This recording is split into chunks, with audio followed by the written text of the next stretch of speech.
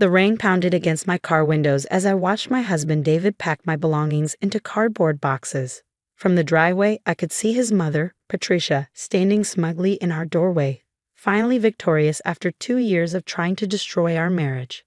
"I can't believe you lied to me," David had said just hours earlier, his voice filled with hurt and betrayal. "Mom showed me everything. Your car registration to a parking lot, your suspicious bank transfers, even photos of you sleeping in your car. You're not really a software engineer, are you? You're homeless, using me for money." If only he knew the truth. The suspicious transfers were to my father's medical research foundation. The car registration was for my corporate parking space at Zhang Industries' secure facility. And those photos of me sleeping in my car, taken during my overnight surveillance shifts, monitoring potential corporate espionage. But I couldn't tell him any of that. Not yet. Not while my father was still tracking down the people who had tried to destroy our company and kill him 5 years ago. "David, please," I called out from my car. "Just let me explain." "Explain what, Sarah?" Patricia's voice dripped with fake concern. "How you fooled my son with your sad stories about your dead father? How you claim to work for some mysterious tech company but can't ever show him your office?" She walked over to my car, designer heels clicking on the wet pavement. "I had you investigated, you know. There's no record of a Sarah Zhang working as a software engineer anywhere in the city. Just a homeless woman with a history of dating wealthy men." I gripped my steering wheel tighter, fighting back tears. The investigation must have been what triggered our security protocols, erasing my digital footprint. Dad had warned me this might happen, that someone might start digging into my past. "I know what you really are," Patricia continued, leaning close to my window. "A gold-digging scammer who thought she could trap my son. Well, guess what? I win. David's filing for divorce, and you'll never see a penny of our family's money." What Patricia didn't know was that her family money was nothing compared to what I really was, the heir to Zhang Industries, one of the largest technology conglomerates in Asia. My dead father was very much alive, working undercover to expose a corporate espionage ring that had nearly destroyed us 5 years ago. As I watched David carry the last box inside, my secure phone buzzed with a message that would change everything. "Operation complete. Coming home. Time to show them who you really are. Dad." Attached was a news alert that made my heart stop. Everyt King. Tech billionaire Michael Zhang returns after 5 years. Zhang Industries stock soars. Patricia was still gloating at my window when she noticed the headline on my phone. Her face went from smug to shocked in an instant.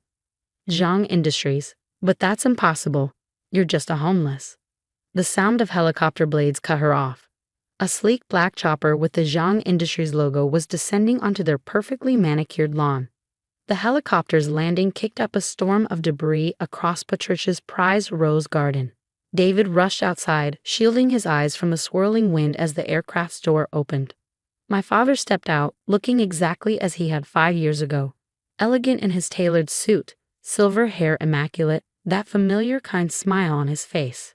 Behind him, a team of serious-looking men in dark suits spread out across the property.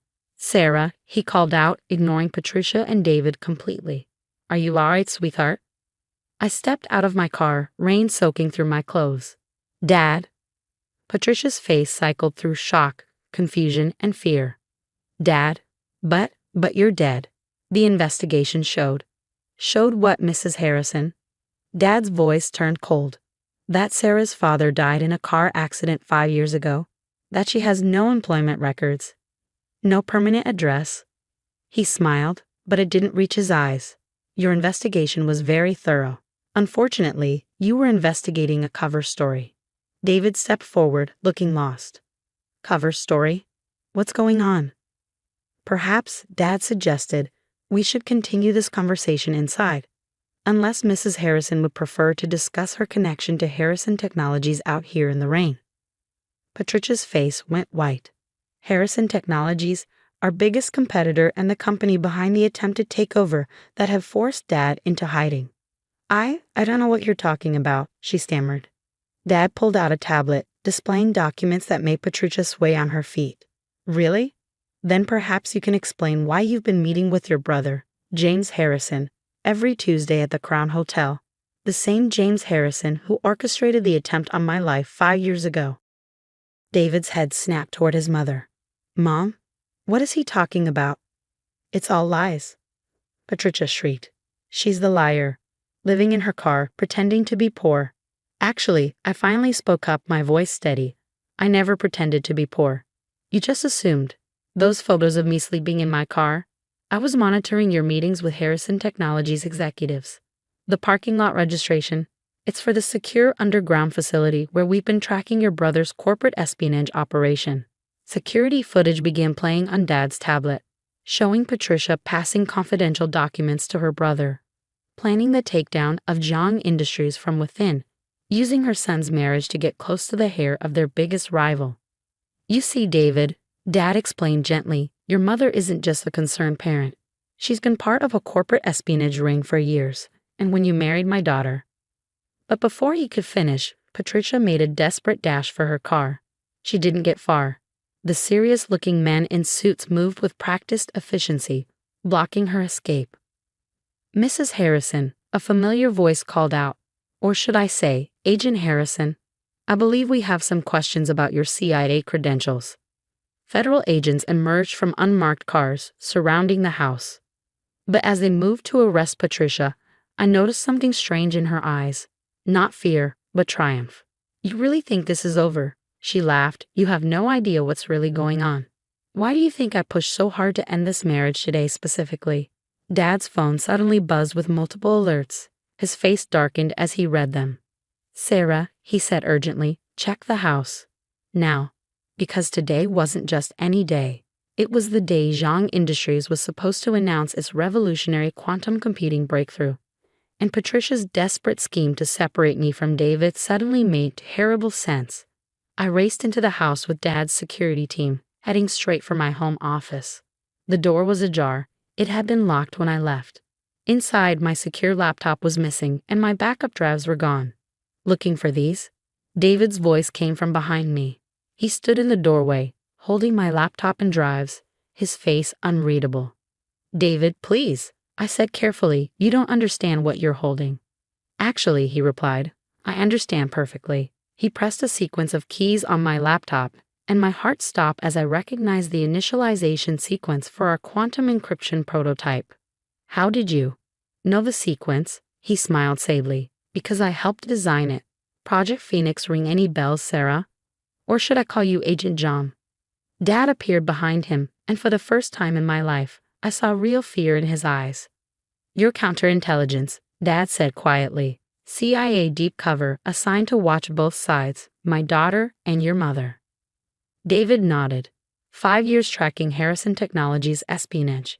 3 years documenting Zhang Industries' quantum computing program. 2 years, his voice caught, 2 years falling in love with my target. The room felt like all the air had been sucked out. Was any of it real? I whispered. All of it, David replied. Every moment. That's what makes this so hard. He turned to my father. Mr. Zhang, your quantum computing breakthrough isn't just revolutionary, it's dangerous. In the wrong hands, it could crack every military encryption on the planet. We developed it for medical research, Dad protested, for predicting protein folding, finding cures. And what happens when someone like Harrison Technologies steals it? David countered. Your sister-in-law, Patricia, isn't just a corporate spy. She's a front for an international technology cartel. They've been playing both sides, Zhang Industries and Harrison Technologies, waiting for this moment. Suddenly, more alarms started blaring. On my office screens, security alerts flashed from Zhang Industries facilities worldwide. Right now, David continued, simultaneous raids are happening at every Zhang facility globally. The quantum computing data is being seized by international authorities. Your technology is being classified as a national security risk. And my mother? I asked, pieces finally clicking into place. Deep cover CIA, like me. Her arrest outside is theater, giving her cover to escape with a real target. Which is? David's face softened. You, Sarah. They don't just want the technology. They want the person who can rebuild it from memory. That's when the house's lights went out and gas started seeping through the ventilation system. I'm sorry, David said, pulling on a gas mask. But you're both coming with us. As my vision started to blur, I saw more figures in tactical gear entering the room. But through my fading consciousness, I noticed something odd. Dad was smiling. "David," he said calmly, "did you really think we didn't know? About you? About Patricia? About everything?" The last thing I saw before passing out was Dad pressing his watch and the floor beneath us starting to move. When I regained consciousness, I wasn't in a CIA black site as expected. Instead, I was in a familiar place, the real Zhang Industries Command Center, 50 stories beneath our Hong Kong headquarters. "Welcome back, sweetheart," Dad's voice came from nearby. I opened my eyes to see him sitting calmly at a control panel.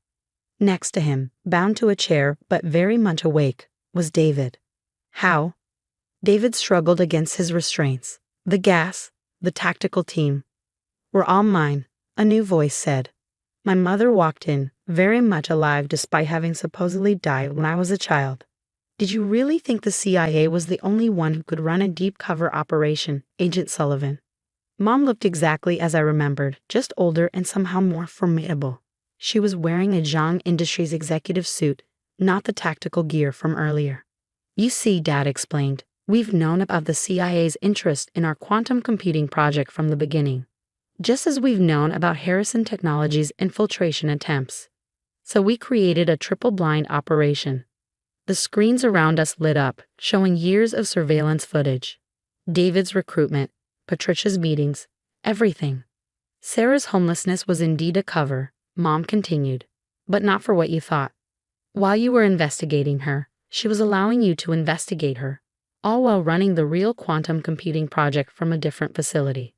The prototype you seized," I finally spoke up, my voice hoarse, "was a decoy. The real breakthrough happened 6 months ago. We just needed to flush out all the players." David's face showed the first crack in his professional demeanor. 6 months, when we got married.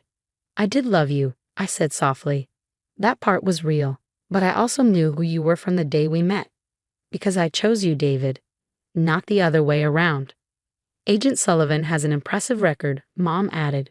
"Top of his class at Langley, perfect deep cover credentials. Exactly the kind of person we wanted watching over our daughter while we completed the real project." Dad pressed a button, and screens worldwide showed Zhang Industries stock soaring as we announced not just a quantum computing breakthrough, but a complete quantum encryption platform, one that would make unauthorized surveillance impossible. "So you see," Dad smiled, "everyone played their part perfectly. The CIA got their operation thinking they were shutting down dangerous technology. Harrison Technologies thought they were closing in on their target. And he looked at me proudly, we changed the future of global communications." "What happens now?" David asked quietly. I stood up, walking over to him. "That depends on you. Because while everything else was calculated, falling in love with you wasn't part of the plan. And now you have a choice." Mom handed me a key to his restraints and a Zhang Industries security badge. "You can go back to the CIA, report what happened. Watch your career disappear as they realize how completely they were outplayed. Or," I held up the badge, "you can join us. For real this time, no more covers, no more lies." "Why would I trust you now?" he asked. I leaned in close, whispering, "Because I'm giving you the one thing nobody else has, the truth, and a choice." 1 year later, Zhang Industries' quantum platform has revolutionized secure communications. David runs our counterintelligence division using his CIA experience to protect what we built. Patricia and her brother are in federal custody. It turns out even the CIA doesn't like being double-crossed. As for me, I still drive the same car, but now everyone knows who I really am. Sometimes on late nights at the office, David and I look back at our wedding photos and laugh about how many spies were in attendance, his, mine, and at least 3 other agencies. Mom says true love can survive anything, even international espionage. Dad says trust is built on truth, even if that truth takes time to be revealed.